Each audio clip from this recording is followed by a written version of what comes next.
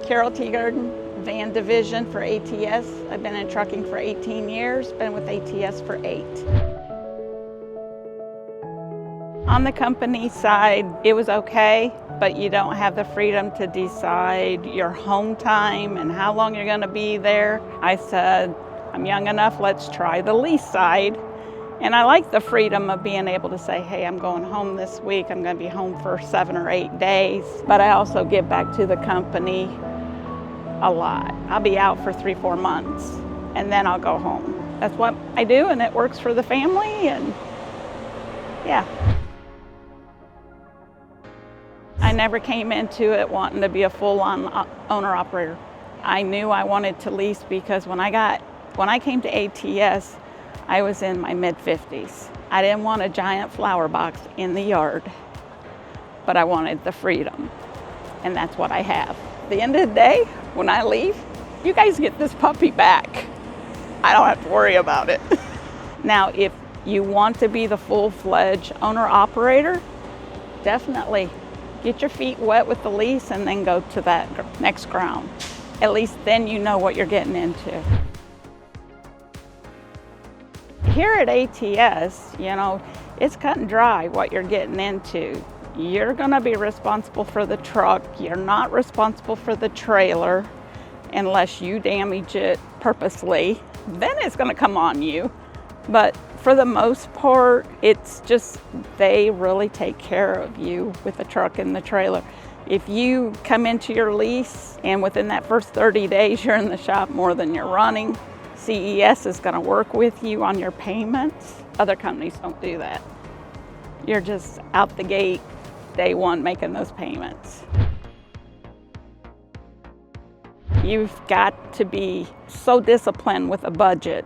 I mean, discipline. If you're going home for 10 days, that truck payment doesn't stop. You need to be saving. And what I do is I put extra money in my reserve account to cover those truck payments and insurance while I'm off, but it's just budget the money. If I don't need it, I don't buy it. If the truck needs it, it gets it. If you're going to Florida, you're good going in, you're gonna be crap coming out. If you download, like the ATS load board, there's a few others out there. If you download them, you can compare the market. And if you've got to travel 400 or 500 miles for a load, you've lost. So you need to be keeping that in mind, What is your cent per mile that you're willing to work for? How far are you willing to go for a load? Does it make sense to bounce out of an area to get into better freight? Sometimes, yeah, just making all those decisions. And when you're planning your route, look for the shortest route. Don't rely on GPS, don't rely on the tablet navigation. Look at all your maps, paper, Google, look at them all. Look for the shortest truck route possible, because that will make more money for you. It's like having your own personal car. You have to pay for that maintenance, and if you don't take care of your car, down the road it's going to cost you more money. It's the same with the truck. If you do your preventive maintenance, it will take care of you. If you don't, she's going to cost you some money down the road. Don't idle the truck. That saves on the engine. Don't beat your truck up and down the road just because it looks good to do. Don't do that. That's hard on your shocks and suspension, and it's common sense, and if you're willing to keep your baby around for the length of its warranty, which is 5 years, you got to take care of it. Anybody coming into the leasing, they need to come in with a business plan. Where do I want to be in 5 years? Where do I want to be in 10 years? Where do I want to be in 15? You've got to look at that, and you got to be prepared. What if the market goes south like it has? Am I prepared? You've got to be prepared. Just because you've got a market that I made $300,000 this year, I'm going to live that lifestyle? Guess what? Next year it may not be there, and that's been the case for the last 3 years. That market is not there. Do we hope for it back? Yes. But right now it's not, so you have to prepare. It helps if you have family support behind you that understands, honey, I may not be home for your birthday or our anniversary, and they're okay, we'll make it up. If you don't have that support, it gets real difficult.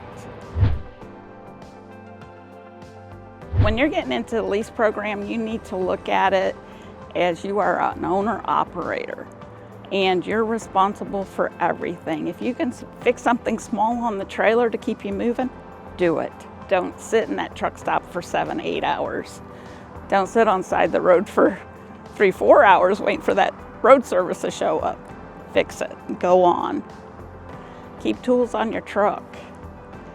Simple fixing a mud flap takes 15 minutes. And that's just a simple flip the mud flap over and start over. Make new holes and go.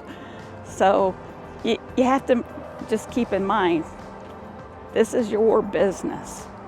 It's not ATS's, it's yours. ATS has their own business. You can't, oh, I got paid Thursday, woohoo, let's go party. And then let's say Saturday morning comes and your truck goes down.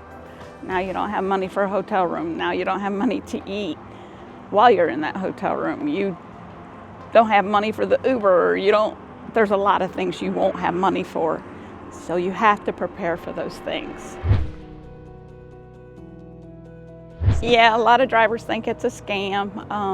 I had actually heard a driver, bless his heart, he was just getting into it and he goes, Lease is nothing but a fancy fleece.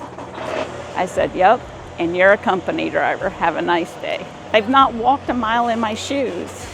I've walked a mile in those company shoes. I know their loads aren't any different than what I'm getting. It's a decision of what you want out of your life, and that's the decision you have to live with. If you're not ready, don't do it. If you're ready, go for it. Take a chance.